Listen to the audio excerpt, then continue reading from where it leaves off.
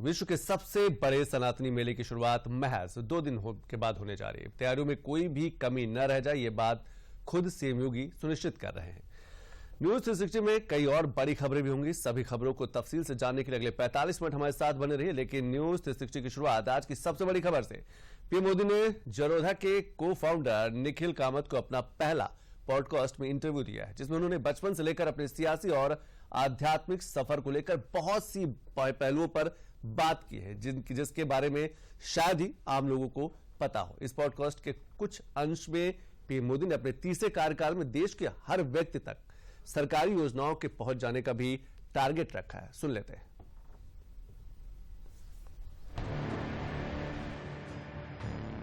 पहली टर्म में तो लोग मुझे भी समझने की कोशिश करते थे और मैं भी दिल्ली को समझने की कोशिश कर रहा था।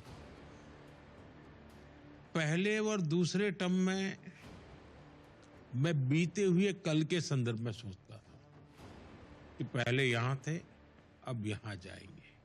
पहले इतना होता था, अब इतना करेंगे। तीसरे टर्म में मेरी सोच का दायरा बदल चुका है।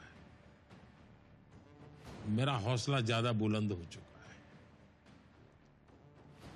मेरे सपनों का विस्तार हो चुका है। कहने का तात्पर्य है कि मुझे 2047 विकसित भारत मतलब कि भाषण नहीं है जी।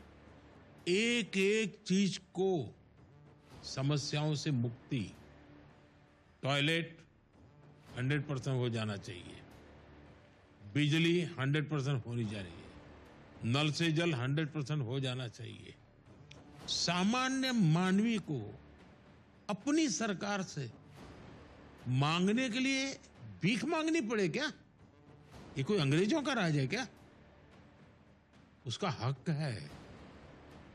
100% डिलीवरी होनी चाहिए, 100% लाभार्थियों को होनी चाहिए, 100% बेनिफिट पहुंचने चाहिए। कोई भेदभाव नहीं होगा और वही तो सच्चा सामाजिक न्याय है।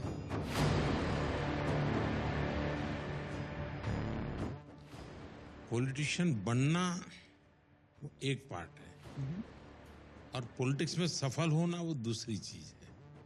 तो दो अलग तरीके से। तो एक तो हो गया है राजनीति में आना, दूसरा होना है सफल होना।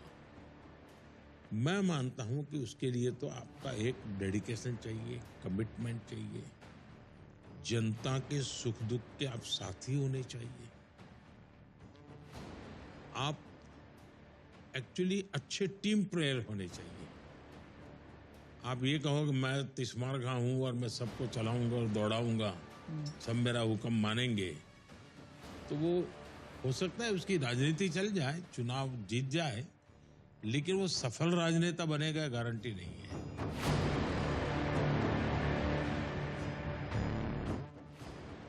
मैं एक ही विचार से पला बढ़ा और अगर मेरी उस आइडियोलॉजी को बहुत कम शब्दों में अगर कहना है तो वो ये है नेशन फर्स्ट। अगर मेरा एक टैगलाइन है नेशन फर्स्ट, तो फिर उसमें जो भी फिट बैठता है, मुझे फिर वो आइडियोलॉजी के बंधनों में बांधता नहीं है, ट्रेडिशंस के बंधनों में बांधता नहीं है। वो मुझे आगे ले जाने के लिए जरूरी होता है, तो मैं करता हूं। पुरानी चीजें छोड़नी है तो मैं छोड़ने के लिए तैयार हूं, नई चीजें स्वीकार करने के लिए तैयार हूं, लेकिन मानदंड क्या? Nation first. और मैं मानता हूं ये लोकतंत्र की बहुत बड़ी ताकत है। सोशल मीडिया पहले